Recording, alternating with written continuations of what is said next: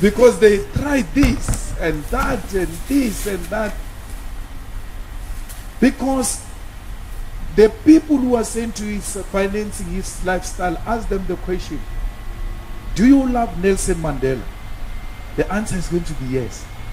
And ask them, what is it that Malema is doing which Nelson has not done?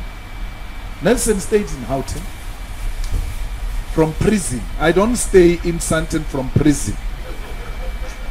Mandela stayed in Houghton from prison. His spokesperson is here. Mandela's spokesperson, Carl Niels. Where he got the money to buy the house in Houghton, nobody speaks about it. Nobody speaks about it. I owned the first property in a place called Stark Park when I was a secretary of the Youth League, provincial secretary. When I came in, I bought a piece of land for 200,000 or so through the bank, financed by the bank because I was working. And first year, I never wasted time. I knew I've got no appointment with poverty. This I'm going to confront head on and fight. How old was I in the Youth League? I think 26 or so Youth League. No, that's the president. 26 secretary. No. The Youth League president I became when I was 26. 26. 4 years before that, no, 5 years I had served as the Youth League secretary, which is, I was 21, 22 when I became the secretary of the ANC Youth League. Never took my money to alcohol. Took it to my grandmother and looked after my child and looked after myself. With the little I was getting. That's why I explained to you, every little cent must have a meaning. From that time, I knew poverty and I said, I'm not going to live like this. Whatever little I get, I'll make use of it. I owned that property while renting somewhere. After 2-3 years, that property was worth 650,000. Sold it. That park was becoming some place, big place in Polokwane. It still is. Sold it. Paid the bank 650. I pay Sanji ke kwa mata ki. Ke bereki.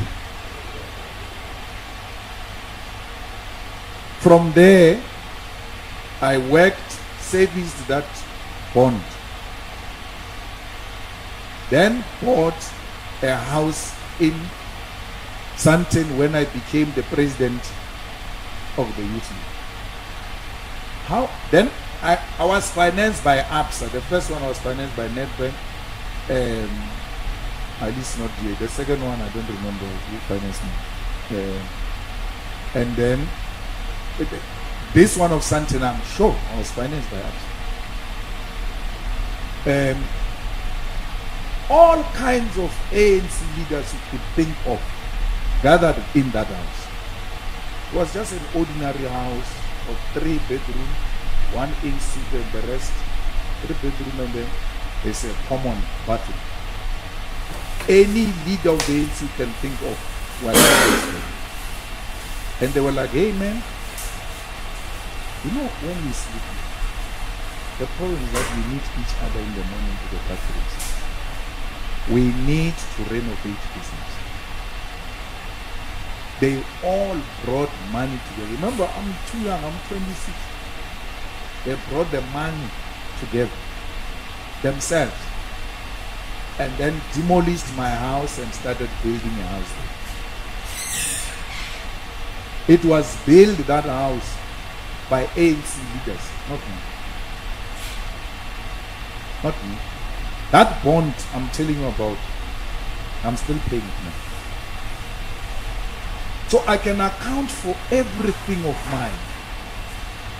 It's just that some things are over-exaggerated. I mean, there used to be a story here when we were renovating that house. Dr. Andlozi, for sure you were still in, where were you during that time?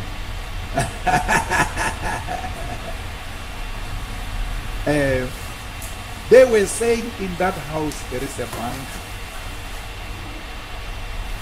And gullible people of South Africa believed that.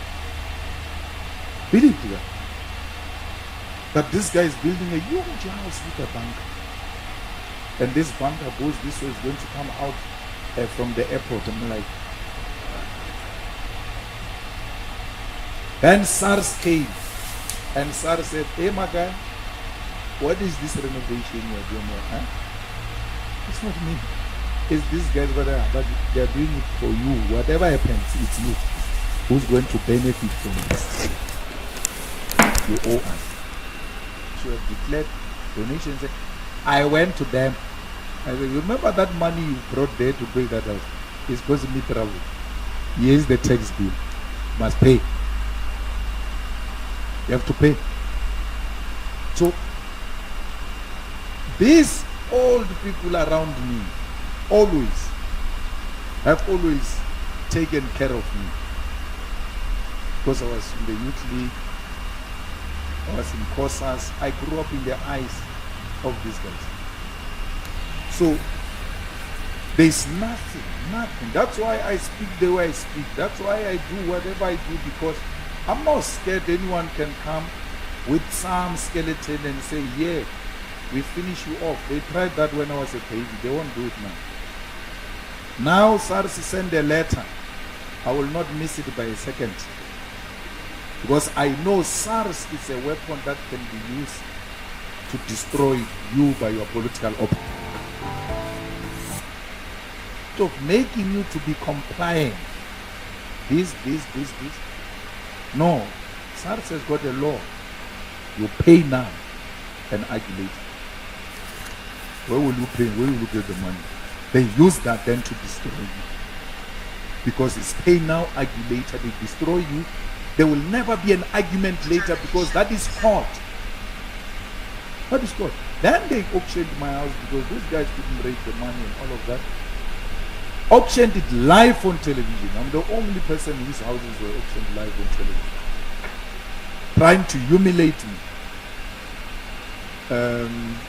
Now, after they did that,